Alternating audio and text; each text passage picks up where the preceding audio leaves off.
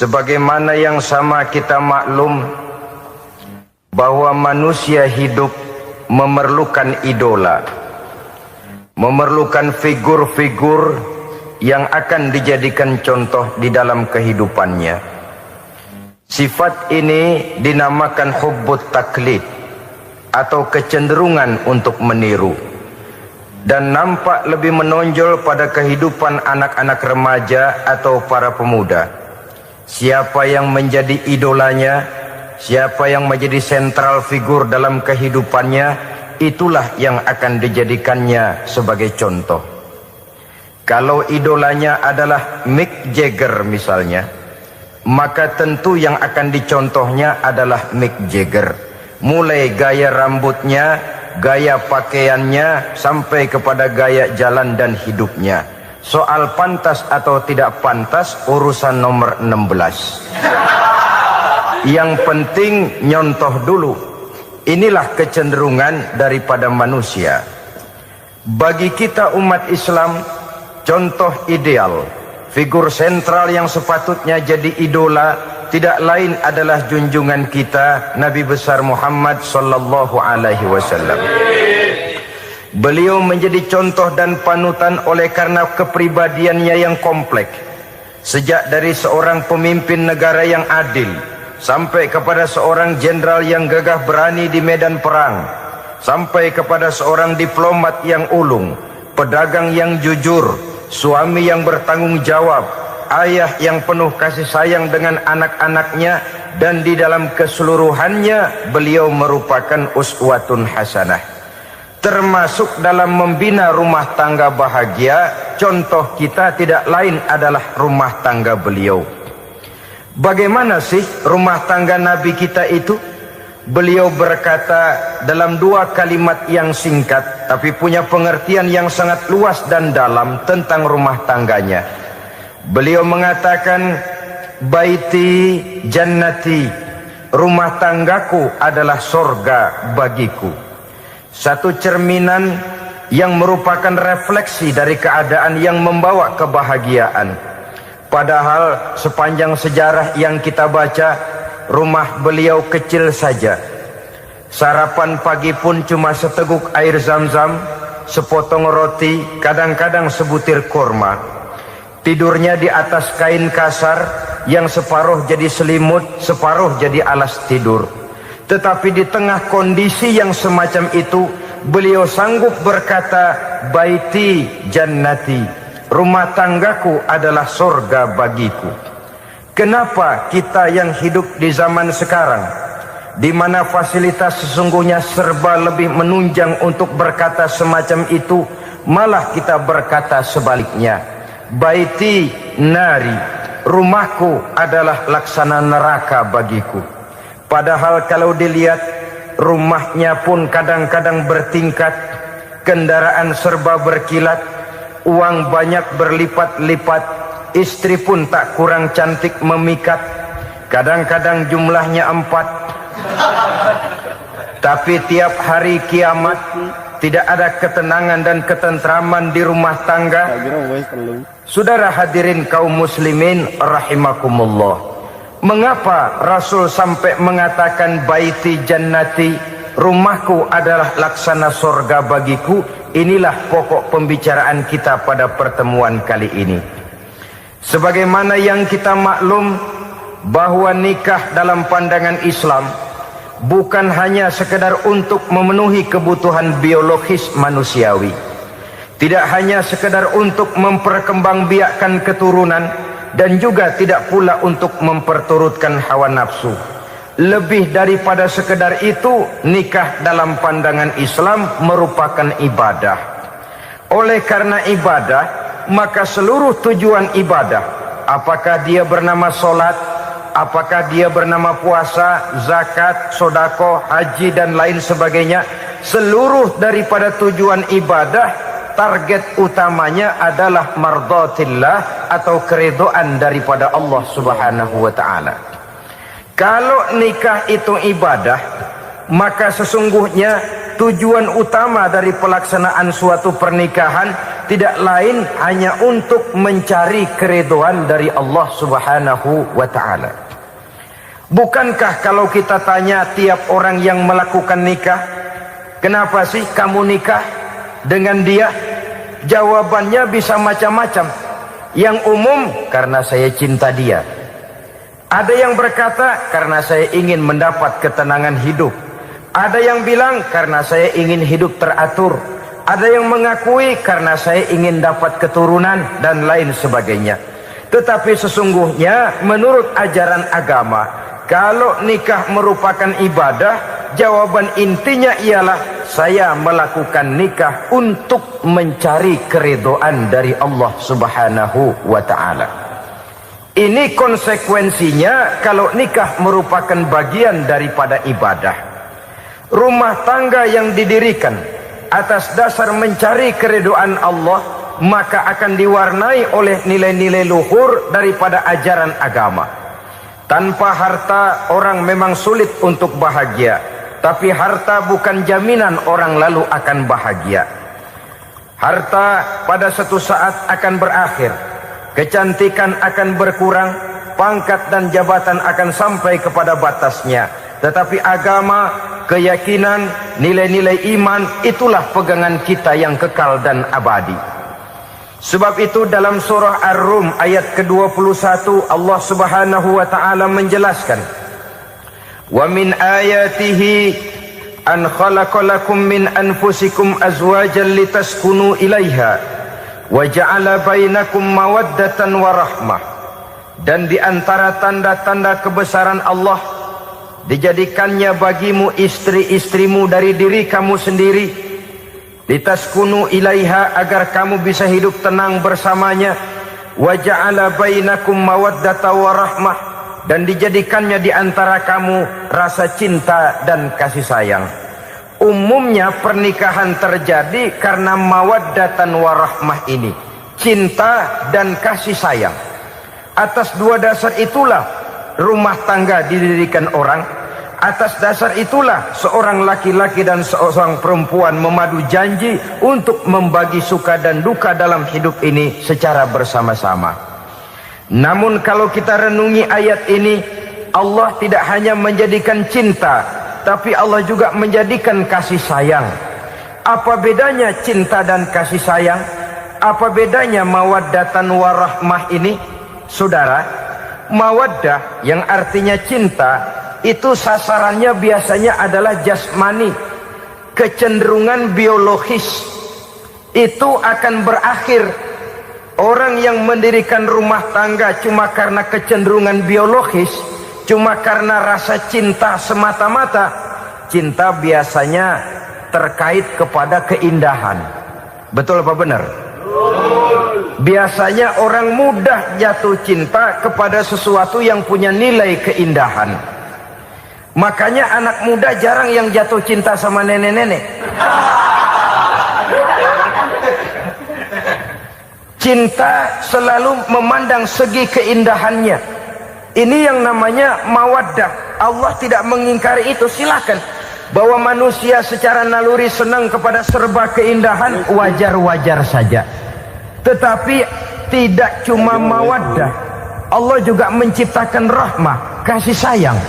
Mawaddah mungkin ada akhirnya, tapi rahmah tidak akan pernah ada akhirnya. Kalau mawaddah adalah berkecenderungan kepada biologis, jasmaniah, maka rahmah kecenderungan kepada nilai-nilai rohani, kepribadian, kejiwaan, dan lain sebagainya. Dikala pernikahan di bawah umur 40 tahun, mungkin masih banyak mawaddahnya, rasa cintanya. Tapi 40 bahkan 50 tahun ke atas, rasanya orang berumah tangga kalau sudah 50 tahun ke atas itu lebih banyak kasih sayangnya ketimbang cinta-cintaannya. Kalau satu rumah tangga hanya didirikan atas dasar mawaddah saja, atas dasar cinta saja, padahal cinta itu terpaut kepada hal-hal keindahan, keindahan satu saat akan menurun. Ya tentu sebagaimana yang kita maklum bersama-sama, belum punya anak memang cantik. Sudah punya anak, kecantikan mulai menurun. Punya anak dua, kulit mulai mengkerut. Punya anak 3, onderdil mulai dol. Punya anak 4, apalagi tidak pandai merawat diri, persis dompet tanggung bulan. Kalau rumah tangga didasarkan kepada rupa yang cantik saja, cinta akan bisa berpindah, paling tidak akan berkurang nilainya.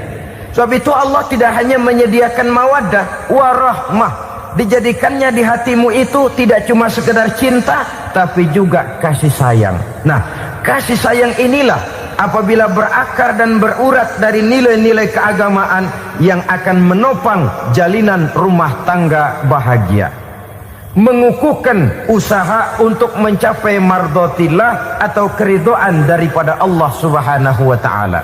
Dengan demikian, berumah tangga bukan tujuan. Ini kalau kita lihat dari segi agama. Berumah tangga cuma alat untuk mencapai mardhatillah, keridhaan daripada Allah. Seorang suami yang pergi pagi pulang sore peras keringat banting tulang mencari nafkah untuk menghidupi keluarganya, kalau niatnya untuk mardhatillah maka pergi usahanya adalah ibadah. Sementara si suami pergi berusaha, istri di rumah mendoakan suaminya, itu juga merupakan bagian daripada ibadah. Marilah kita biasakan membina satu rumah tangga untuk mencapai keridhaan daripada Allah Subhanahu wa taala. Ini motif dasarnya. Karena itu Rasul Anas bin Malik pernah bercerita, bertahun-tahun saya membantu di rumah tangga Rasul. Selama tahun-tahun yang panjang saya membantu di rumah tangga beliau itu, kata Anas bin Malik, belum pernah kok saya mendengar kata-kata kasar, keras, membentak-bentak. Belum pernah saya melihat ada piring terbang, sandal melayang, ada penggorengan nitir di atas. Belum pernah, padahal tahun-tahun yang panjang sudah saya lalui. Itu rumah tangga Rasul. Istrinya lebih dari 1, tapi tenang, ayem, adem. Walaupun gosip selalu ada. Ini loh ya, namanya hidup berumah tangga. Jangankan rumah tangga kita manusia biasa, rumah tangga Rasul pun tidak luput dari gosip yang kita kenal dengan hadisul ifki itu. Itu sampai tercatat dalam sejarah. Tetapi yang jelas, dengan istri yang lebih dari 1, rumah tangganya tenang, tentram, adem. Kita di rumah tangga istri 1, seminggu 7 hari, berantemnya 6 hari. Cuma 1 hari gencatan senjata. Saudara hadirin yang saya muliakan, kalau tujuan rumah tangga adalah mardhatillah, apa ciri dari suami istri yang menegakkan rumah tangga untuk mencapai ridho Allah itu? Pertama, sepasang suami istri yang membina rumah tangga semata-mata untuk mencapai keridhaan Allah, cirinya yang pertama, bersyukur apabila beroleh nikmat. Ini ciri yang pertama. Bersyukur kepada Allah, kepada sesama berterima kasih. Suami berterima kasih kepada istri, bertahun-tahun didampingi hidupnya, dicucinya pakaiannya, dimasaknya makanannya. Tidak istri mengeluh walau hidup lebih banyak kurangnya daripada cukupnya. Suami pandai berterima kasih kepada istrinya. Sementara istri pun bisa berterima kasih kepada suaminya. Bertahun-tahun suami peras keringat, banting tulang mencari nafkah, menjadi palang dada terdepan apabila ada masalah-masalah yang besar. Kedua-duanya lalu punya timbangan.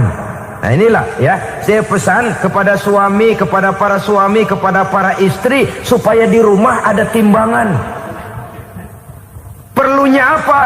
Kalau pada satu saat istri kita salah, suami cepat-cepat ambil timbangan, lalu ditimbang mana yang lebih berat, salahnya atau dosanya, benarnya atau kesalahannya. Ini istri saya jasanya begini, lalu jasanya begini, salahnya ini. Mana yang lebih besar, jasanya atau salahnya? Dengan adanya timbangan, maka keputusan akan objektif. Tapi kalau timbangannya emosi, salah sedikit saja sudah main bentak, main usir, akhirnya keputusan akan mendatangkan kerugian. Sebaliknya, kalau suami yang salah, istri ambil timbangan, ditimbang mana lebih besar jasanya atau salahnya. Jangan sampai nanti terjadi pepatah, panas setahun habis dihapus oleh hujan satu hari. Jasa istri yang puluhan tahun hapus oleh kesalahannya yang sedikit, atau jasa suami yang bertahun-tahun hapus oleh kesalahannya yang sebenarnya tidak seberapa. Akibat apa itu terjadi? Karena tidak adanya timbangan. Dari rasa bersyukur dan dari rasa berterima kasih ini, saudara-saudara, akan timbullah sifat saling menghargai. Suami menghargai istri, istri pun menghargai suami. Istiqomah, dikasih uang 5.000 senyum, dikasih uang 500 senyum. Itu namanya istri yang pandai bersyukur. Kalau tidak, 5.000 nyengir, 500 manyun. Tahu manyun? Kayak bemok nyari setoran, monyong saja. Ada sikap istiqomah di dalam membina kehidupan berumah tangga ini. Lalu mengerti posisi suami, ini termasuk tanda berterima kasih. Suami saya itu kerjanya apa, golongannya apa, gajinya sebulan berapa. Atas dasar itu, lalu istri menjadi istri yang tahu diri. Walaupun suami harus menyenangkan istri, istri pun hendaknya nimbang, tahu batas kemampuan suami. Kemauan mungkin tidak terbatas, tapi kemampuan sangat terbatas. Kalau suami pegawai kecil, ya mintalah yang kecil-kecil. Kalau suami pegawai rendah, mintalah yang sesuai dengan kemampuannya. Jangan suami gajinya cuma 50.000 sebulan, istri menuntut minta dibeliin gelang yang kayak pelek becak. Tentu sudah overacting namanya. Saudara hadirin yang saya muliakan, kunci awalnya bersyukur kepada Allah. Kalau sudah bisa berterima kasih kepada manusia, hati ini akan mudah bersyukur kepada Allah. Rumah tangga yang pandai bersyukur, berapapun kecilnya nikmat, bukan kecilnya yang dia lihat, tapi karunia Allah yang dinilai. Sehingga dari rasa berterima kasih kepada manusia akan timbullah rasa syukur kehadirat Allah Subhanahu wa ta'ala. Itu yang sering diistilahkan orang, kalau dia punya mobil, dia berkata alhamdulillah kita punya mobil, tetangga kita cuman punya motor. Kalau dia punya motor, syukur kita punya motor, tetangga kita cuman punya sepeda, kemana-mana kekejek melulu. Kalau dia punya sepeda, alhamdulillah punya sepeda, tetangga kita sebelah nggak punya apa-apa, kemana jalan kaki saja. Kalau dia jalan kaki, alhamdulillah kita masih bisa jalan. Tetangga kita sebelah lumpuh bertahun-tahun nggak kemana-mana. Kalau dia lumpuh, alhamdulillah kita masih hidup. Tetangga kita kemarin mati nggak balik lagi.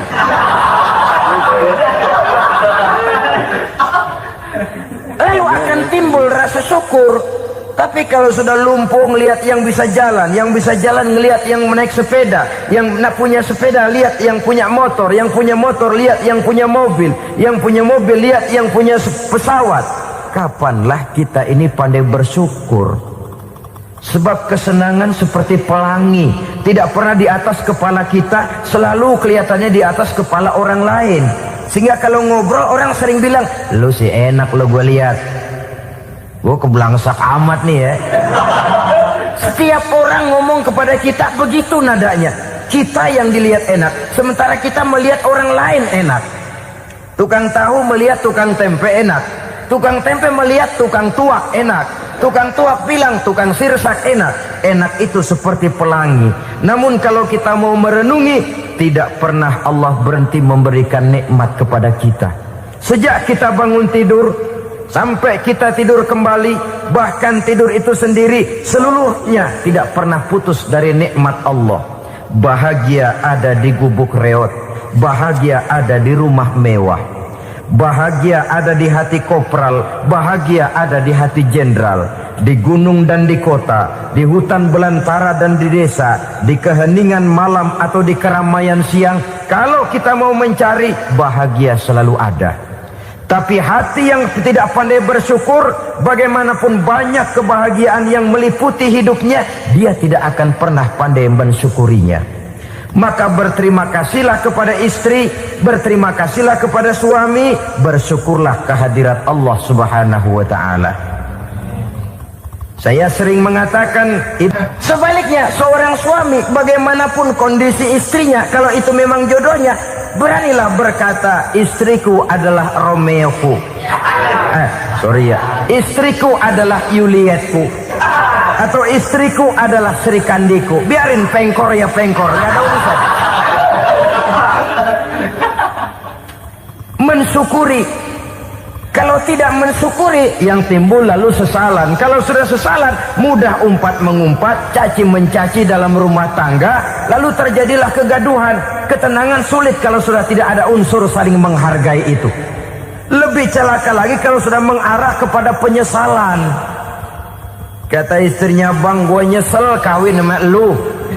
Suami digituin mungkin gede kepalanya. Kalau lu nyesel apalagi gua, makin nyesel. Iya, coba pikir bertahun-tahun kita berumah tangga, memangnya abang bisa beliin apa sama saya? Itu juga gerobok kalau nggak ngeridit, bang. Kalau nggak ngeridit, memangnya kamu bayar kreditan pakai daun pisang? Saudara hadirin yang saya hormati, ini saya tekankan kepada ibu-ibu karena penyakit perempuan umumnya. Pernah Rasul itu pulang Isra Mi'raj cerita, saya pulang Isra Mi'raj diperlihatkan neraka. Neraka ya Rasul? Lalu bagaimana? Saya lihat kok isinya kebanyakan perempuan. Perempuan. Laki juga tidak sedikit. Cuma kebanyakan kok perempuan. Apa perempuan tidak sholat ya Rasul? Sholat. Tidak puasa? Puasa. Tidak ngaji? Rajinan dia sama suaminya. Tapi kenapa lebih banyak di sana? Rasul berkata, hunna yakfurnal ashir. Penyakit umum dari perempuan tidak pandai berterima kasih kepada suaminya. Ini rupanya penyakit umum dari tahun atu. Saudara hadirin yang saya muliakan, jadi rumah tangga yang didirikan atas dasar mencapai ridho Allah, maka kelihatan dari pasangan suami istri menjadi orang yang pandai bersyukur terhadap nikmat. Bukankah dalam surah Ibrahim ayat 7 Allah berjanji, la in syakartum la azidannakum wa la in kafartum inna azabi lasyadid. Kalau kamu pandai bersyukur, aku tambah nikmatku. Kalau kamu ingkar, tidak mau bersyukur, azabku itu hebat dan pedih. Rumah tangga yang suami istrinya tidak bersyukur disiksa oleh perasaannya sendiri. Tetangganya dapat nikmat, dia yang meriang. Tetangganya dapat kesenangan, dia yang sakit hati. Dia tidak melihat nikmat yang diberikan kepadanya. Nikmat yang orang lain punya aja yang diincar. Nikmat orang lain aja dihitung-hitung. Tangga kita, saya baru habis beli yang sebelah belilir habis beli kukusan.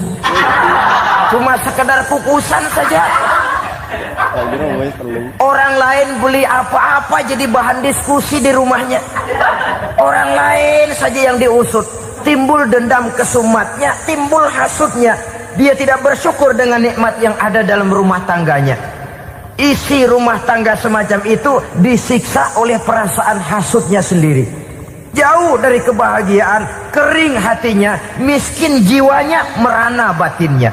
Kalau sudah ke sana, jauhlah rumah tangga dari pantulan sinar kebahagiaan.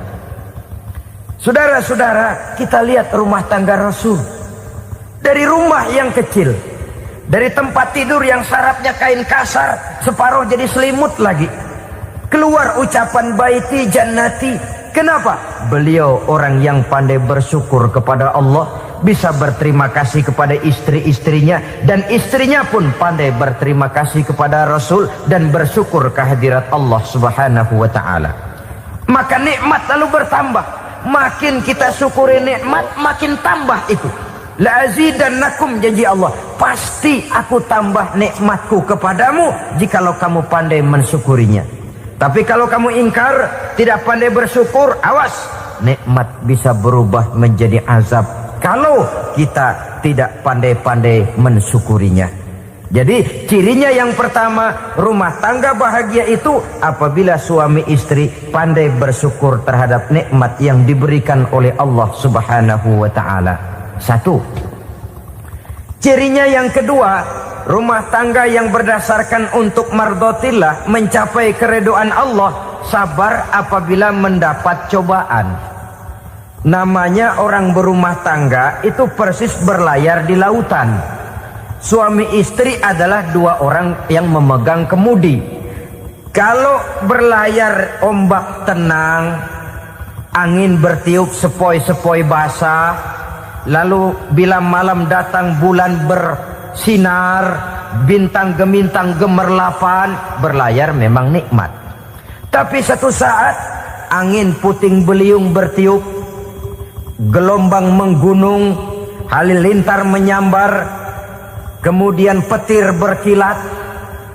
Kalau pada saat itu suami mau ngalor, istri mau ngidul, alamat perahu patah di tengah jalan, kandas di lautan sebelum sampai ke pantai yang akan ditujunya. Oleh karenanya perlu kekompakan. Maka sejak awal seharusnya dalam akan membina rumah tangga yang bahagia, itu lebih baik bicara yang pahit-pahit saja, supaya terjadi kesamaan langkah apabila menghadapi kesulitan dan cobaan. Sabar apabila mendapat cobaan. Rumah tangga seperti kapal di lautan tadi tidak akan sunyi dari hantaman gelombang, tidak akan sepi dari tiupan angin topan, dari kilatan petir, dari sambaran halilintar. Baik suami, baik istri harus sabar menghadapi kesulitan. Kadang kesulitan dari segi ekonomi, kadang kesulitan dari segi mengarahkan dan mendidik anak-anak, kadang kesulitan karena banyak orang yang hasut dengan kita, kadang kesulitan berbagai macamlah yang menyebabkan kesulitan.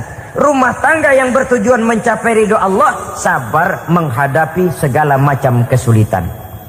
Saudara-saudara kaum muslimin rahimakumullah, kesulitan adalah bagian daripada perjalanan hidup. Siapa orangnya yang tidak pernah menemukan kesulitan dalam kehidupan? Rasanya hampir tidak ada. Dan memang kesulitan bukan untuk ditakuti. Kesulitan justru untuk diatasi, dicarikan jalan keluarnya. Begitulah suami istri yang bertujuan mencari ridho Allah. Manakala suami berada dalam kesulitan, istri mencarikan jalan keluar atau berusaha memberikan jalan keluar. Sebaliknya, manakala istri dalam kesulitan, suami bisa mencarikan jalan keluarnya. Sabar dalam menghadapi segala macam kesulitan. Dalam surah Luqman ayat 17, Allah Subhanahu wa taala berfirman, "Wasbir 'ala ma asabak. Inna dzalika min azmil umur." Dan bersabarlah terhadap apapun yang menimpa kamu. Bersabarlah terhadap segala kesulitan yang kamu hadapi, karena sesungguhnya yang demikian itu merupakan sebagian dari perkara-perkara yang telah ditetapkan oleh Allah Subhanahu wa taala. Saudara-saudara kaum muslimin yang berbahagia, kunci sabar sesungguhnya terletak pada keyakinan bahwa segala sesuatu berasal dari Allah dan segalanya akan kembali kepada Allah Subhanahu wa taala. Rumah tangga yang sabar di dalam menghadapi kesulitan-kesulitan biasanya akan lebih mudah mencari jalan keluar. Tapi kalau sedikit kesulitan datang, kita tertimpa oleh kepanikan, oleh kegelisahan, dan oleh ketakutan yang tidak beralasan, maka kesulitan itu bukan saja tidak dapat diatasi, malah rasanya akan menjadi semakin besar di dalam kehidupan kita. Tidak ada rumah tangga yang tidak pernah berhadapan dengan kesulitan, bagaimanapun besarnya rumah tangga itu. Itulah sebabnya kita memerlukan orang lain. Hidup berumah tangga itu seperti orang punya mata. Kalau mata kita kelilipan, Kalau mata orang lain kelilipan, gampang kita tiup.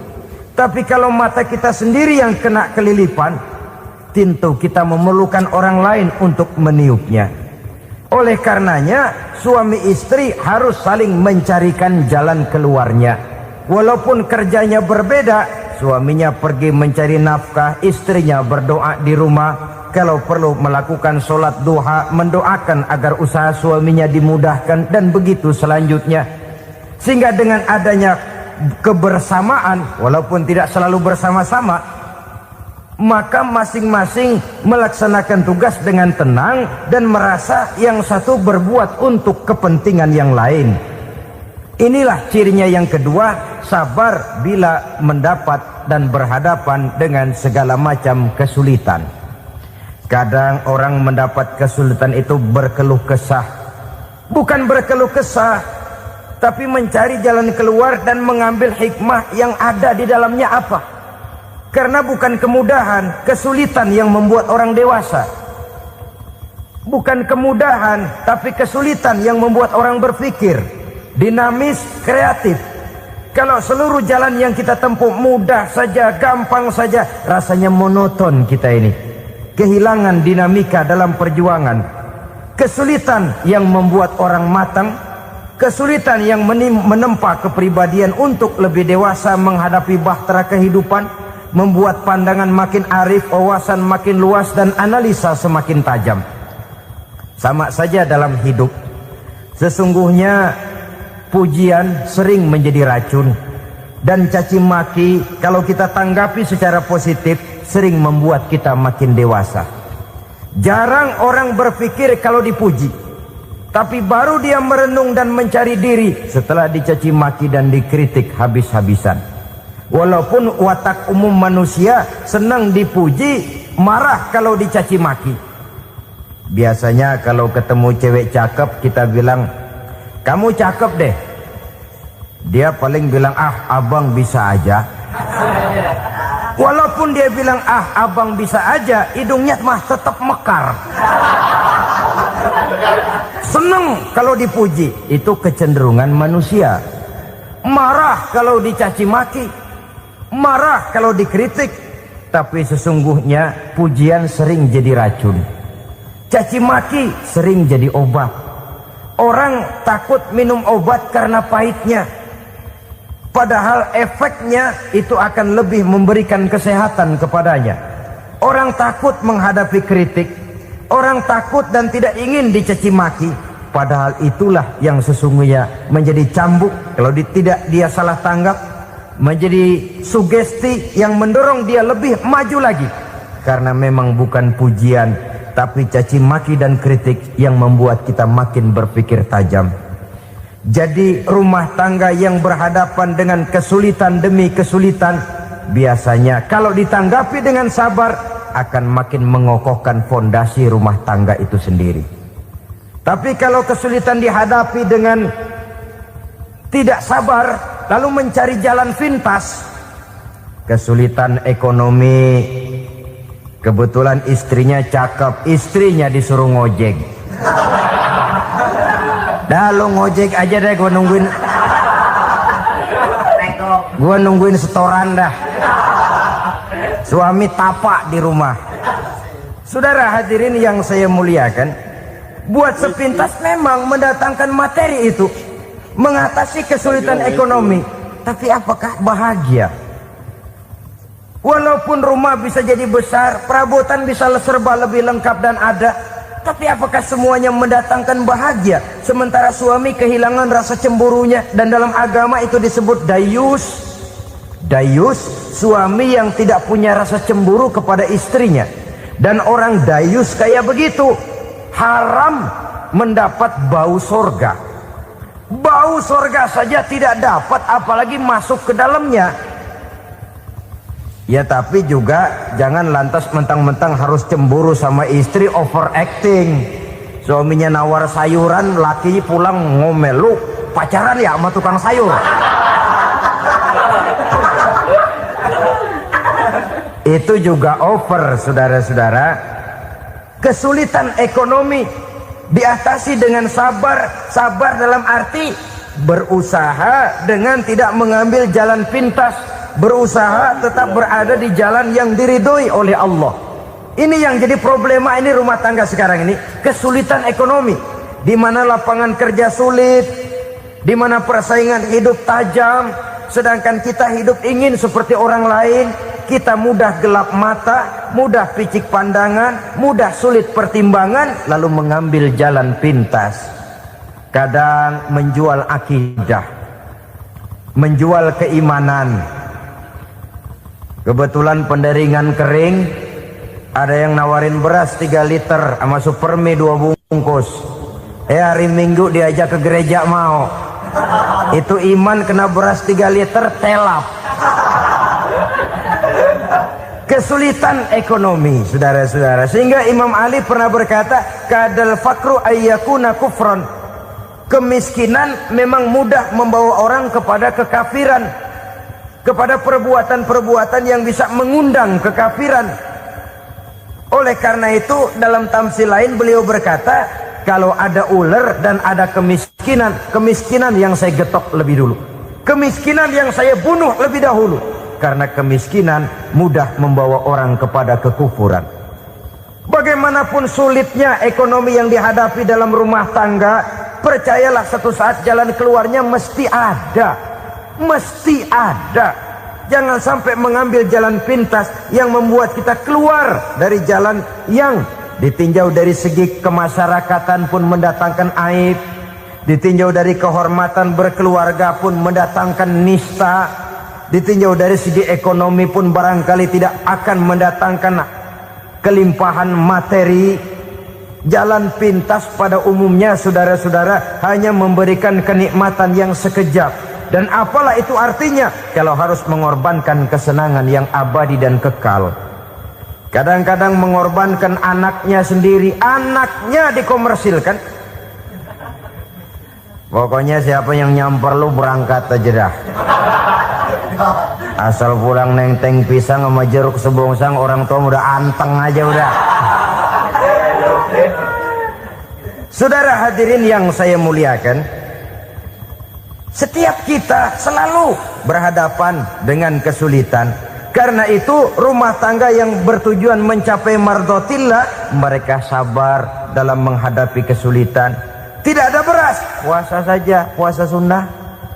Puasa sunnah, lapar tapi ada pahalanya. Daripada tidak puasa lalu ngegerundel, brengsek Tuhan, gue sembahyang melulu lapar juga. Sudah lapar tidak berpahala. Bukankah Rasulullah sendiri kalau pulang ke rumah Aisyah lalu berkata, ya Humairah, ada makanan hari ini? Ada makanan yang enggak ada bang. Alhamdulillah kalau begitu saya puasa. Pulang dari mana-mana perut lapar, mau makan tidak ada makanan, bukan marah, bukan ngamuk, puasa. Maka boleh puasa sunnah, niatnya udah siang, jam 10, jam 11, asal dari pagi belum makan apa-apa. Niatnya jam 10, sah, dengan catatan dari pagi belum makan apa-apa. Jangan sudah sepiring setengah baru niat, itu lain. Itu ngojek namanya itu. Pengertian dalam kesulitan. Satu malam beliau pulang dari masjid agak larut. Habis ngajar banyak yang bertanya. Ketuk pintu, Assalamualaikum. Assalamualaikum. 3 kali beliau memberi salam, tidak ada jawaban, tidak dibukakan pintu. Rupanya istri beliau lelah bekerja di waktu siang, tidurnya pules benar. Marahkah Rasul? Tidak. Beliau gelar sorban, tidur di depan pintu. Asraful anbiya wal mursalin ini, Rasul termulia ini, karena menghargai istrinya, tidur di depan pintu. Sampai Aisyah bangun sepertiga malam, terkejut buka pintu, suaminya ada di depan pintu. Beliau bangunkan. Ketika dibangunkan, Rasul lebih dulu berkata, maaf sayang, saya pulang terlambat. Sudah nggak dibukain pintu, tidur di depan, dibangunin, beliau duluan yang minta maaf. Pengertian. Kalau emosi, memang nggak dibukain pintu, tidur di depan. Begitu dibukain, yang enak kita tunjuk jidatnya.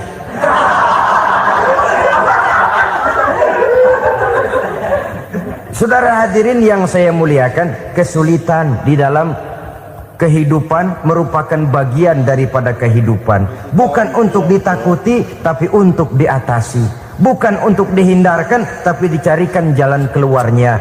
Hadapilah kesulitan dengan baik sangka kepada Allah, dengan lapang dada, dan dengan tetap bersabar menghadapinya. Kenapa? Karena tujuan kita mendirikan rumah tangga, mencapai ridho Allah. Kalau anak kita perjualbelikan, kalau istri kita komersilkan, kalau akidah kita jual untuk mempertahankan rumah tangga, bukankah makin jauh saja rumah tangga itu dari ridho Allah? Ini tujuan utamanya. Yang ketiga, rumah tangga yang bertujuan mardotillah itu, suami istri yang merupakan fondasi di rumah tangga, suami sebagai pemimpin, istri sebagai pembina, selalu musyawarah dalam menyelesaikan persoalan. Walaupun istri ditakdirkan sebagai pemimpin dan suami sebagai pemimpin dan istri yang dipimpin, tapi agama menganjurkan musyawarah. Jangan mentang-mentang istri nyari duit, suami nyari duit, lalu menteleng. Segalanya mau diktator, segalanya mau sendiri. Rumah tangga yang bertujuan mencapai ridho Allah selalu didirikan atas dasar musyawarah. Sehingga apabila sesuatu itu dihasilkan dari suasana musyawarah, tidak akan melahirkan penyesalan di belakang hari. Kalau tidak berjalan menurut seleranya masing-masing, belakangan timbul penyesalan, akhirnya main salah menyalahkan. Kalau sudah saling salah menyalahkan, itu artinya sudah saling mengungkit kekurangan masing-masing. Akibatnya tidak ada lagi saling menghargai. Jadi dengan demikian musyawarah di dalam menyelesaikan persoalan. Menghadapi kesulitan ekonomi, musyawarah. Menghadapi kenakalan anak, musyawarah. Akan membeli ini dan itu, sebaiknya juga musyawarah. Kalau merupakan hasil musyawarah, maka saudara-saudara hasilnya pun akan dihadapi oleh bersama. Enak rasakan bersama, tidak enak rasakan bersama. Kenapa? Tadinya musyawarahnya bersama-sama juga. Lah kalau hasil sendirian, giliran enak mungkin yang satu mau ikut, giliran tidak enak yang satu nuding. Gua kata juga apa? Kan begitu akibatnya kalau tidak berdasarkan musyawarah lebih dahulu. Maka insya Allah hasil musyawarah ini setidaknya tidak akan mendatangkan sesalan di belakang hari nantinya. Saudara-saudara kaum muslimin rahimakumullah, ciri yang keempat, sepasang suami istri yang bertujuan mencapai ridho Allah dalam upaya mencapai rumah tangga bahagia itu tawakal apabila mempunyai rencana. Tawakal berserah diri kepada Allah. Bukan berserah diri dalam artian mutlak yang mengarah kepada fatalism atau predestination. Kita sering mengartikan tawakal secara salah. Belum apa-apa sudah menyerahkan diri kepada Allah. Emang semuanya terjadi menurut maunya Allah dah. Gak usah ngapa-ngapain, bagaimana Tuhan aja dah. Lapar juga nggak usah makan, kalau takdirnya kenyang pan kenyang. Ya udah lapar terus kita. Makan dulu, perkara nanti kenyang apa tidak, itu baru tawakal. Kalau sakit ke dokter, soal sembuh atau tidak, baru tawakal. Artinya usaha itu ada. Setelah suami berusaha, istri berusaha, selebihnya tawakal. Apa perlunya tawakal? Apabila berhasil tidak lupa daratan, apabila berhasil tidak lupa diri, apabila gagal tidak putus asa. Sehingga dengan demikian dari tawakal ini lahirlah pondasi yang kokoh membina rumah tangga yang bahagia dalam upaya mencapai keridhaan daripada Allah Subhanahu wa taala. Apapun yang kita laksanakan di rumah tangga, tujuan intinya tetap untuk mencapai keridhaan Allah. Beli kendaraan untuk mencapai ridho Allah, lalu dipakai ngaji, dipakai ke masjid dan sebagainya. Beli peralatan rumah tangga untuk mencapai ridho Allah. Mendidik anak untuk mencapai ridho Allah. Membantu keluarga untuk mencapai ridho Allah. Dan begitu selanjutnya. Tawakal apabila mempunyai rencana. Kemudian cirinya yang kelima, suami istri yang bertujuan mencapai ridho Allah selalu mempererat silaturahmi. Sebab seperti sudah saya sampaikan pada pertemuan terdahulu, dalam berumah tangga itu ada orang tua, ada mertua. Itu cuma perbedaan istilah, tapi hakikatnya adalah sama. Jangan karena perbedaan istilah lalu menyebabkan kita berbeda sikap. Kalau sudah berbeda sikap, tentu akan melahirkan perasaan yang tidak simpatik. Sebaiknya suami istri kalau sudah berumah tangga, jadikanlah orang tua tempat cerita yang enak saja. Yang tidak enak telan berdua, yang pahit rasakan berdua, kesusahan dan kesulitan atasi berdua. Giliran enak ngomong sama orang tua, giliran senang cerita sama mertua. Sekarang kan kita balik, kalau lagi senang duitnya banyak, anteng di rumah, kalem aja. Tapi lalu waktu susah, waktu susah, cerita kepada orang tuanya, cerita kepada mertuanya. Lalu kapan kita mau menyenangkan orang tua?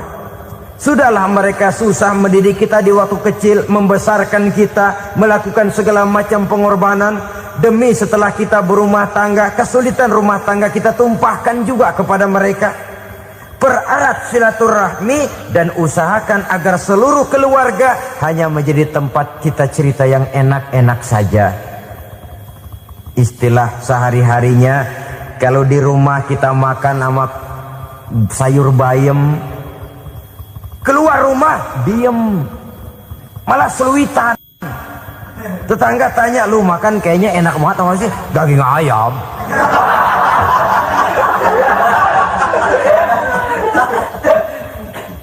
Lalu tetangga kan akan berbisik, itu makannya tuh orang enak bener ya, rumah tangganya tiap hari makan sama daging ayam. Biarlah paling kurang itu jadi doa, daripada kita makan sama kangkung lalu ribut ngomel di mana-mana.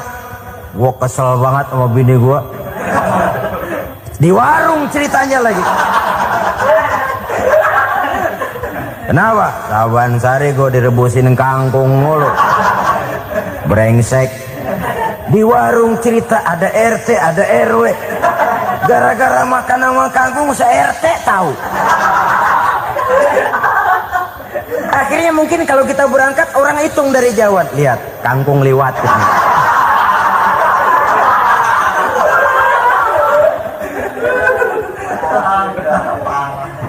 Bisa menjaga yang disebut security informasi, rahasia rumah tangga. Bahkan pernah saya berikan contoh karena ingin menghargai. Suami beliin kain batik buat istrinya. Istri tahu begitu sepintas, nih kain jelek nih. Tapi karena mau menyenangkan suaminya, dia bohong. Bagaimana bu, kain yang bapak beliin? Aduh bagus bener pak, bagus sekali itu kain. Warnanya pak emang yang model begitu tuh. Tetangga kita mana ada yang pakai kain begitu pak? Ya emang nggak ada, jelek. Menghargai. Sebab kalau waktu itu si istri jujur, yang timbul sakit hati suami. Bagaimana bu kain yang saya beliin? Goblok lo. Kain begitu dibeliin di pasar juga banyak 1.400, campur odol lagi. Sudahlah suami punya niat baik, sampai rumah digoblok-goblokin, tidak ada lagi rasa saling menghargainya. Begitu pentingnya mempererat silaturahmi ini, sampai Nabi berpesan, isnani la yanzurullahu ilaihima yaumal qiyamah qati'ur rahim wa jarus su'. Ada dua golongan manusia yang di akhirat nanti tidak akan dilihat oleh Allah, tidak akan diopeni oleh Allah, didiemin aja. Siapa mereka? Pertama, orang yang suka memutuskan silaturahmi. Yang kedua, tetangga yang jahat dengan tetangganya. Dua golongan manusia ini, pemutus silaturahmi, kemudian juga tetangga yang jahat dengan tetangganya, ini tidak akan dipandang oleh Allah di hari akhirat nanti. Jadi pererat silaturahmi, sebab kita ini zon politiken, makhluk yang bermasyarakat. yang tidak bisa hidup sendirian. Setiap kita memerlukan orang lain. Kita disebut kaya karena ada yang miskin. Kita disebut alim karena ada yang awam. Kita disebut berkuasa karena ada rakyat jelata. Tanpa rakyat tidak ada penguasa. Tanpa yang miskin tidak ada orang kaya. Kalau tidak ada yang jelek, siapa yang bilang cakep? Karena ngimbangi. Saudara hadirin, atas dasar ini mestinya kita selalu bersyukur dalam segala posisi. Tidak lalu salah terima kepada karunia yang diberikan Allah kepada kita. Saudara hadirin yang saya hormati, pererat silaturahmi, jadikan orang-orang tua kita tempat kita cerita yang enak-enak saja. Yang tidak enak, telan sendiri, usahakan sendiri, carikan jalan keluarnya sendiri. Setidaknya ya diam sajalah. Kalau belum bisa membalas budi baik orang tua, setidaknya jangan menyakiti hati orang tua kita. Sudah lelah dan payah dia mengasuh kita, membesarkan kita, merawat kita. Demi setelah kita berumah tangga, seluruh kesulitan kita bawa lagi kepadanya. Karena itu buat para istri juga ini perhatian. Kalau dimarahi suami, jangan cepat-cepat pulang ke rumah orang tuanya. Nggak boleh diomelin dikit, main buntal aja. Gua pulang dah. Pulang. Sampai sana cerita habis-habisan, dikucek kejelekan suaminya. Nanti 2-3 hari balik aja lagi. Kan nggak lucu jadinya. Saudara hadirin, begitu juga suami. Mencaci maki habis istrinya, 2-3 hari baik aja lagi. Konyol. Istrinya sudah dicaci maki habis-habisan, dijeleki leluhur-leluhurnya, 2-3 hari baik lagi. Mesraan lagi. Kata bininya dalam hati, gua lu jelekin juga, lu pakai juga, payah.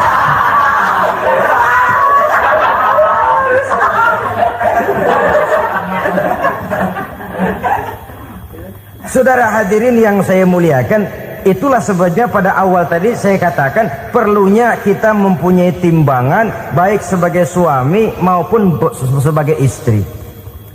Nah, dari mempererat silaturahmi ini akan terjalin rasa kekeluargaan. Maka tradisi arisan keluarga itu bagus sesungguhnya untuk mempererat silaturahmi. Cuma celakanya bukan silaturahmi yang jadi tujuan, arisannya itu yang jadi tujuan. Akibatnya apa? Kalau belum narik mah semangat banget datang dah. Begitu udah narik aja udahan. Itu celakanya. Akhirnya silaturahminya jadi nomor 2, arisan semata-mata yang menjadi tujuan. Sesungguhnya itu bagus untuk mempererat silaturahmi. Karena kalau kita dengan kita sesama saudara sudah tidak saling mau mengenal, bagaimana dengan anak-anak kita? Bagaimana dengan cucu-cucu kita? 2-3 generasi yang akan datang tentu akan lebih saling tidak mengenal lagi. Baiklah ya, yang keenam, suami istri yang bertujuan untuk mencapai keridhaan Allah itu selalu berusaha tolong menolong di dalam kebajikan. Sebab Allah pesankan itu di dalam Al-Maidah ayat 6, wa ta'awanu 'alal birri wat taqwa wa la ta'awanu 'alal itsmi wal 'udwan. Bertolong-tolonganlah kamu di dalam kebaikan, di dalam bertakwa kepada Allah. Jangan bertolong-tolongan di dalam maksiat, di dalam dosa, dan di dalam usaha yang menimbulkan permusuhan.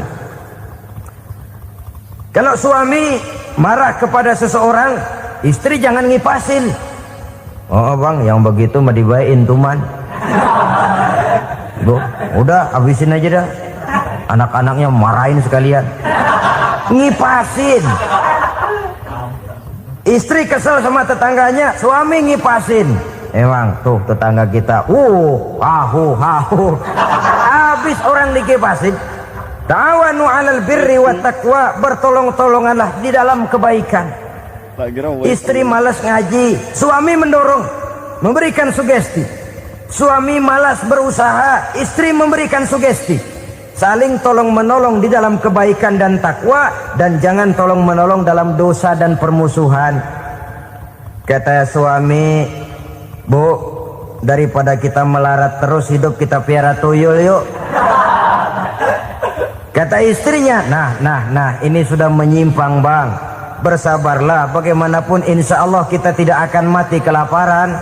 Piara tuyul itu nanti jadi pindah akidah, merusak iman, berteman dengan setan. Apalah artinya kekayaan dan kesenangan sebentar kalau harus mengorbankan kekayaan dan kesenangan yang abadi? Ini sudah alal ismi wal udwan, sesuatu yang mengandung dosa. Saudara hadirin yang saya hormati, kemudian yang keenam, berbaik sangka. Baik suami maupun istri sama-sama saling berbaik sangka. Suami melepas istri, istri melepas suami dengan hati yang ikhlas. Suami meninggalkan istri di rumah dengan jiwa yang bersih dan rasa yang aman. Ada rasa baik sangka, dan ini modal dasar. Kalau sudah dilandasi oleh buruk sangka, tentu yang lahir nanti adalah perasaan-perasaan yang tidak baik. Akibatnya sangat tidak menguntungkan. Inilah beberapa ciri dari rumah tangga yang didirikan atas dasar mardotillah, mencapai keridhaan dari Allah. Nanti akan menyusul tujuan berikutnya, diantaranya mendapat keturunan, diantaranya lagi mendatangkan gairah untuk lebih berusaha mencari rezeki karena sudah merasa punya tanggung jawab berupa anak dan istri. Mempererat silaturahmi. Itu cuma tujuan-tujuan sekundernya saja. Tujuan primernya kita melakukan suatu nikah untuk mencapai keridhaan dari Allah Subhanahu wa ta'ala. Silakan punya istri cantik, kaya, tapi tujuan utamanya kita membina rumah tangga untuk mencapai ridho dari Allah. Karena itu dasarnya mawaddatan warahmah. Jangan cuma cinta, tapi juga kasih sayang. Cinta, kecenderungan kepada jasmani akan berakhir, tapi kasih sayang, kecenderungan kepada rohani, makin tua malah makin erat, makin tua malah makin mesra. Sehingga kadang kita menampak kakek-kakek dan nenek-nenek lagunya kayak pengantin baru. Apa cinta-cintaan? Tidak. Bagaimana kakek-kakek sama nenek-nenek harus bilang I love you? Yang masih ada itu waktu itu mawaddah, kasih dan sayang. Itu yang akan kekal, itu yang akan abadi. Tanpa materi orang sulit untuk bahagia, tapi materi semata bukan jaminan orang untuk bahagia. Nah, ciri yang terakhir dari rumah tangga yang bertujuan mencapai ridho Allah, sinar agama kelihatan di dalamnya. Baik suami maupun istri sama-sama orang yang taat melaksanakan ajaran agama. Sebagaimana yang sama kita maklum bahwa manusia hidup memerlukan idola, memerlukan figur-figur yang akan dijadikan contoh di dalam kehidupannya. Sifat ini dinamakan hubbut taklid atau kecenderungan untuk meniru, dan nampak lebih menonjol pada kehidupan anak-anak remaja atau para pemuda. Siapa yang menjadi idolanya, siapa yang menjadi sentral figur dalam kehidupannya, itulah yang akan dijadikannya sebagai contoh. Kalau idolanya adalah Mick Jagger misalnya, maka tentu yang akan dicontohnya adalah Mick Jagger. Mulai gaya rambutnya, gaya pakaiannya, sampai kepada gaya jalan dan hidupnya. Soal pantas atau tidak pantas urusan nomor 16. Yang penting nyontoh dulu. Inilah kecenderungan daripada manusia. Bagi kita umat Islam, contoh ideal, figur sentral yang sepatutnya jadi idola tidak lain adalah junjungan kita Nabi besar Muhammad sallallahu alaihi wasallam. Beliau menjadi contoh dan panutan oleh karena kepribadiannya yang kompleks. Sejak dari seorang pemimpin negara yang adil, sampai kepada seorang jenderal yang gagah berani di medan perang, sampai kepada seorang diplomat yang ulung, pedagang yang jujur, suami yang bertanggung jawab, ayah yang penuh kasih sayang dengan anak-anaknya, dan di dalam keseluruhannya beliau merupakan uswatun hasanah. Termasuk dalam membina rumah tangga bahagia, contoh kita tidak lain adalah rumah tangga beliau. Bagaimana sih rumah tangga Nabi kita itu? Beliau berkata dalam dua kalimat yang singkat, tapi punya pengertian yang sangat luas dan dalam tentang rumah tangganya. Beliau mengatakan, baiti jannati, rumah tanggaku adalah sorga bagiku. Satu cerminan yang merupakan refleksi dari keadaan yang membawa kebahagiaan. Padahal sepanjang sejarah yang kita baca, rumah beliau kecil saja. Sarapan pagi pun cuma seteguk air zam-zam, sepotong roti, kadang-kadang sebutir kurma. Tidurnya di atas kain kasar yang separuh jadi selimut, separuh jadi alas tidur. Tetapi di tengah kondisi yang semacam itu, beliau sanggup berkata, baiti jannati, rumah tanggaku adalah surga bagiku. Kenapa kita yang hidup di zaman sekarang, di mana fasilitas sesungguhnya serba lebih menunjang untuk berkata semacam itu, malah kita berkata sebaliknya, baiti nari, rumahku adalah laksana neraka bagiku. Padahal kalau dilihat, rumahnya pun kadang-kadang bertingkat, kendaraan serba berkilat, uang banyak berlipat-lipat, istri pun tak kurang cantik memikat, kadang-kadang jumlahnya 4. Tapi tiap hari kiamat tidak ada ketenangan dan ketentraman di rumah tangga. Saudara hadirin kaum muslimin rahimakumullah, mengapa Rasul sampai mengatakan baiti jannati, rumahku adalah laksana surga bagiku? Inilah pokok pembicaraan kita pada pertemuan kali ini. Sebagaimana yang kita maklum bahwa nikah dalam pandangan Islam bukan hanya sekedar untuk memenuhi kebutuhan biologis manusiawi, tidak hanya sekedar untuk memperkembangbiakkan keturunan, dan juga tidak pula untuk memperturutkan hawa nafsu. Lebih daripada sekedar itu, nikah dalam pandangan Islam merupakan ibadah. Oleh karena ibadah, maka seluruh tujuan ibadah, apakah dia bernama solat, apakah dia bernama puasa, zakat, sodako, haji dan lain sebagainya, seluruh daripada tujuan ibadah, target utamanya adalah mardhatillah atau keridhaan daripada Allah Subhanahu wa taala. Kalau nikah itu ibadah, maka sesungguhnya tujuan utama dari pelaksanaan suatu pernikahan tidak lain hanya untuk mencari keridhaan dari Allah Subhanahu wa taala. Bukankah kalau kita tanya tiap orang yang melakukan nikah, kenapa sih kamu nikah dengan dia? Jawabannya bisa macam-macam. Yang umum, karena saya cinta dia. Ada yang berkata, karena saya ingin mendapat ketenangan hidup. Ada yang bilang, karena saya ingin hidup teratur. Ada yang mengakui, karena saya ingin dapat keturunan dan lain sebagainya. Tetapi sesungguhnya menurut ajaran agama, kalau nikah merupakan ibadah, jawaban intinya ialah saya melakukan nikah untuk mencari keridhaan dari Allah Subhanahu wa taala. Ini konsekuensinya kalau nikah merupakan bagian daripada ibadah. Rumah tangga yang didirikan atas dasar mencari keridhaan Allah, maka akan diwarnai oleh nilai-nilai luhur daripada ajaran agama. Tanpa harta orang memang sulit untuk bahagia, tapi harta bukan jaminan orang lalu akan bahagia. Harta pada suatu saat akan berakhir, kecantikan akan berkurang, pangkat dan jabatan akan sampai kepada batasnya. Tetapi agama, keyakinan, nilai-nilai iman, itulah pegangan kita yang kekal dan abadi. Sebab itu dalam surah Ar-Rum ayat ke-21 Allah Subhanahu wa taala menjelaskan, "Wa min ayatihi an khalaqalakum min anfusikum azwajan litaskunu ilaiha wa ja'ala bainakum mawaddatan wa rahmah."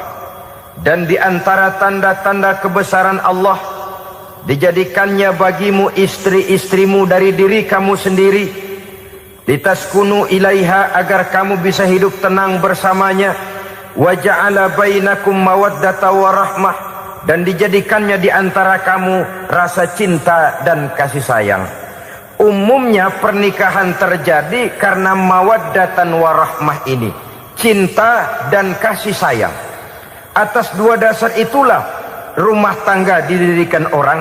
Atas dasar itulah seorang laki-laki dan seorang perempuan memadu janji untuk membagi suka dan duka dalam hidup ini secara bersama-sama. Namun kalau kita renungi ayat ini, Allah tidak hanya menjadikan cinta, tapi Allah juga menjadikan kasih sayang. Apa bedanya cinta dan kasih sayang? Apa bedanya mawaddatan warahmah ini? Saudara, mawaddah yang artinya cinta, itu sasarannya biasanya adalah jasmani, kecenderungan biologis. Itu akan berakhir. Orang yang mendirikan rumah tangga cuma karena kecenderungan biologis, cuma karena rasa cinta semata-mata, cinta biasanya terkait kepada keindahan. Betul apa benar? Biasanya orang mudah jatuh cinta kepada sesuatu yang punya nilai keindahan. Makanya anak muda jarang yang jatuh cinta sama nenek-nenek. Cinta selalu memandang segi keindahannya. Ini yang namanya mawaddah. Allah tidak mengingkari itu, silakan.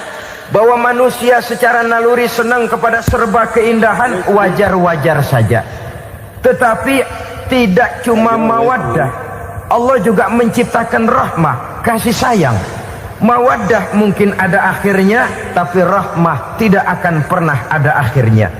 Kalau mawaddah adalah berkecenderungan kepada biologis, jasmaniah, maka rahmah kecenderungan kepada nilai-nilai rohani, kepribadian, kejiwaan, dan lain sebagainya. Dikala pernikahan di bawah umur 40 tahun, mungkin masih banyak mawaddahnya, rasa cintanya.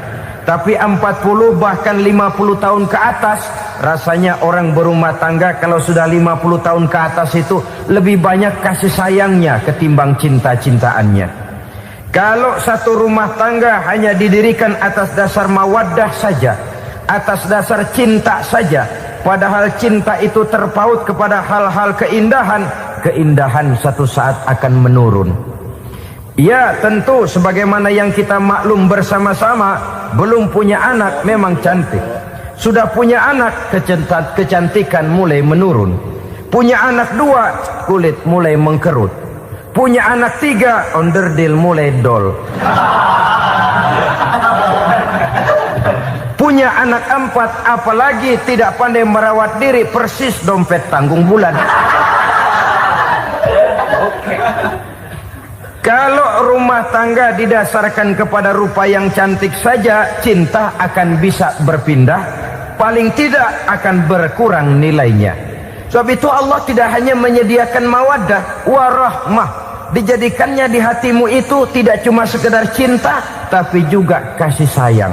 Nah, kasih sayang inilah apabila berakar dan berurat dari nilai-nilai keagamaan yang akan menopang jalinan rumah tangga bahagia, mengukuhkan usaha untuk mencapai mardotillah atau keridhaan daripada Allah Subhanahu wa ta'ala.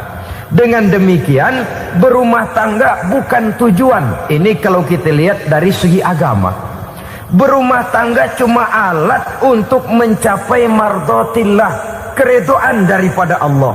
Seorang suami yang pergi pagi pulang sore peras keringat banting tulang mencari nafkah untuk menghidupi keluarganya, kalau niatnya untuk mardotillah maka pergi usahanya adalah ibadah.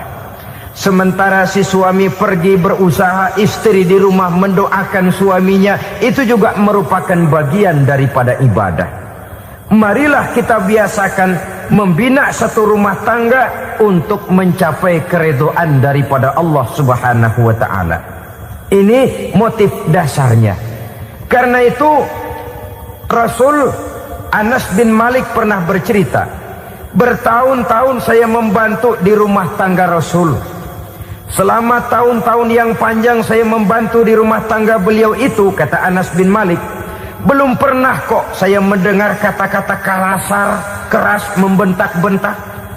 Belum pernah saya melihat ada piring terbang, sandal melayang, ada penggorengan nitir di atas. Belum pernah, padahal tahun-tahun yang panjang sudah saya lalui. Itu rumah tangga Rasul. Istrinya lebih dari satu tapi tenang, ayem, adem. Walaupun gosip selalu ada. Ini loh ya, namanya hidup berumah tangga. Jangankan rumah tangga kita manusia biasa, rumah tangga Rasul pun tidak luput dari gosip yang kita kenal dengan hadisul ifki itu. Itu sampai tercatat dalam sejarah. Tetapi yang jelas dengan istri yang lebih dari satu, rumah tangganya tenang, tentram, adem. Kita di rumah tangga istri satu, seminggu 7 hari, berantemnya 6 hari. Cuma 1 hari gencatan senjata. Saudara hadirin yang saya muliakan, kalau tujuan rumah tangga adalah mardotillah, apa ciri dari suami istri yang menegakkan rumah tangga untuk mencapai ridho Allah itu? Pertama, sepasang suami istri yang membina rumah tangga semata-mata untuk mencapai keridhaan Allah, cirinya yang pertama, bersyukur apabila beroleh nikmat. Ini ciri yang pertama. Bersyukur kepada Allah, kepada sesama berterima kasih. Suami berterima kasih kepada istri, bertahun-tahun didampingi hidupnya, dicucinya pakaiannya, dimasaknya makanannya. Tidak istri mengeluh walau hidup lebih banyak kurangnya daripada cukupnya. Suami pandai berterima kasih kepada istrinya. Sementara istri pun bisa berterima kasih kepada suaminya. Bertahun-tahun suami peras keringat, banting tulang mencari nafkah, menjadi palang dada terdepan apabila ada masalah-masalah yang besar. Kedua-duanya lalu punya timbangan. Nah inilah ya, saya pesan kepada suami, kepada para suami, kepada para istri, supaya di rumah ada timbangan. Perlunya apa? Kalau pada satu saat istri kita salah, suami cepat-cepat ambil timbangan, lalu ditimbang mana yang lebih berat, salahnya atau dosanya, benarnya atau kesalahannya. Ini istri saya jasanya begini, lalu jasanya begini, salahnya ini. Mana yang lebih besar, jasanya atau salahnya? Dengan adanya timbangan, maka keputusan akan objektif.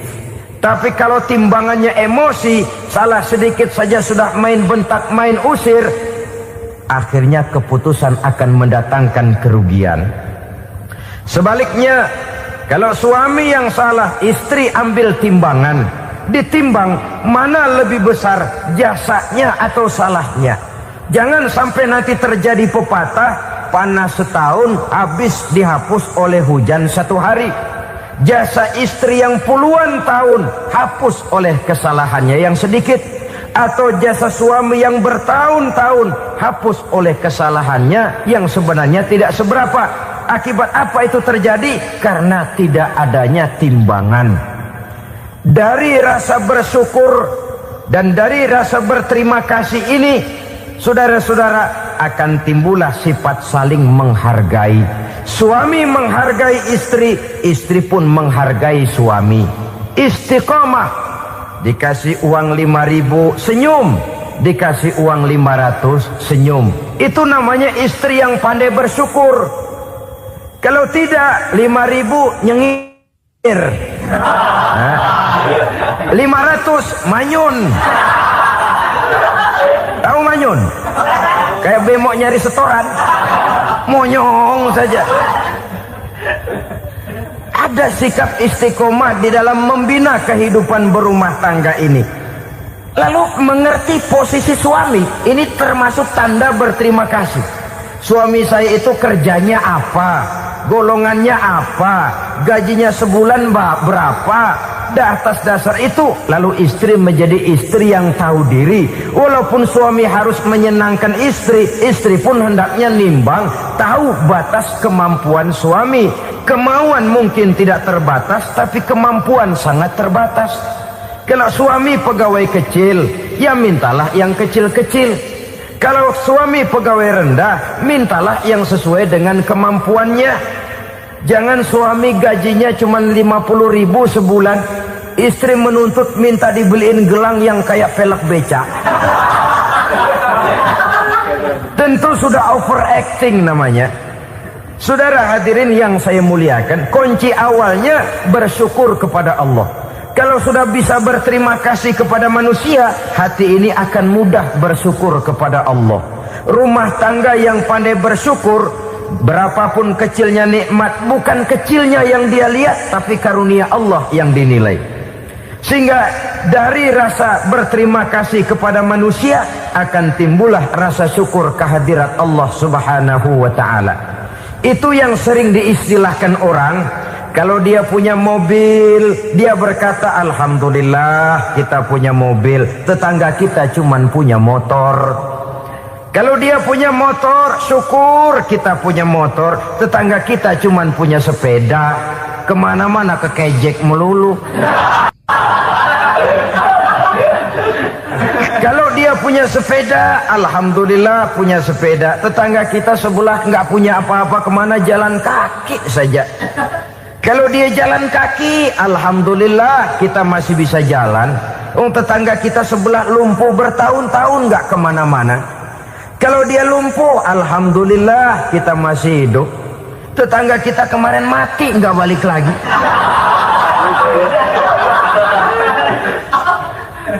Lalu akan timbul rasa syukur. Tapi kalau sudah lumpuh ngelihat yang bisa jalan ngelihat yang naik sepeda, yang punya sepeda lihat yang punya motor lihat yang punya mobil lihat yang punya pesawat. Kapanlah kita ini pandai bersyukur? Sebab kesenangan seperti pelangi, tidak pernah di atas kepala kita, selalu kelihatannya di atas kepala orang lain. Sehingga kalau ngobrol orang sering bilang, lu sih enak lo gue lihat, gue keblangsak amat nih ya. Setiap orang ngomong kepada kita begitu nadanya. Kita yang dilihat enak, sementara kita melihat orang lain enak. Tukang tahu melihat tukang tempe enak, tukang tempe melihat tukang tuak enak, tukang tuak bilang tukang sirsak enak. Enak itu seperti pelangi. Namun kalau kita mau merenungi, tidak pernah Allah berhenti memberikan nikmat kepada kita. Sejak kita bangun tidur sampai kita tidur kembali, bahkan tidur itu sendiri, seluruhnya tidak pernah putus dari nikmat Allah. Bahagia ada di gubuk reot, bahagia ada di rumah mewah, bahagia ada di hati kopral, bahagia ada di hati jenderal, di gunung dan di kota, di hutan belantara dan di desa, di keheningan malam atau di keramaian siang. Kalau kita mau mencari, bahagia selalu ada. Tapi hati yang tidak pandai bersyukur, bagaimanapun banyak kebahagiaan yang meliputi hidupnya, dia tidak akan pernah pandai mensyukurinya. Maka berterima kasihlah kepada istri, berterima kasihlah kepada suami, bersyukurlah kehadirat Allah Subhanahu wa ta'ala.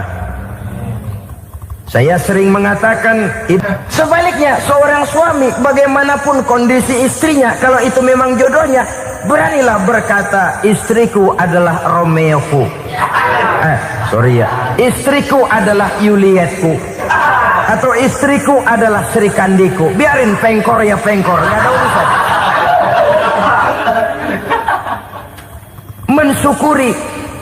Kalau tidak mensyukuri, yang timbul lalu sesalan. Kalau sudah sesalan, mudah umpat mengumpat, caci mencaci dalam rumah tangga, lalu terjadilah kegaduhan. Ketenangan sulit kalau sudah tidak ada unsur saling menghargai itu. Lebih celaka lagi kalau sudah mengarah kepada penyesalan.